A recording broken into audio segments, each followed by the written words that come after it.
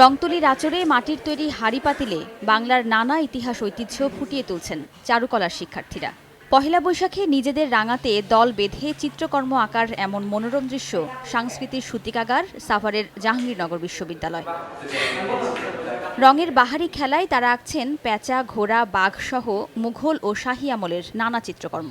সামনে উদারভাবে যেন আমরা প্রত্যেকে বাঁচি বা অন্যকে বাঁচার সুযোগ করি, সেটি নিয়ে মূলত আমরা ভাবছি। প্রত্যেক বছরের ন্যায় এই মঙ্গল শোভাযাত্রায় পহেলা বৈশাখের দিন সকালে আমরা আবারও মেতে উঠব এই উৎসবকে ঘিরে। সরা, মাছ, মুখোশ, তারপর হচ্ছে মাটির পেঁচা, পাখি, এগুলো করতেছি। চারুকলার আরেক দল ব্যস্ত মঙ্গল শোভাযাত্রাকে আরও প্রাণবন্ত করার কাজে। মোরগ, ট্যাপা, পুতুল, ইলিশ মাছের মুরাল সহ নানা উপকরণ তৈরি করছেন তারা।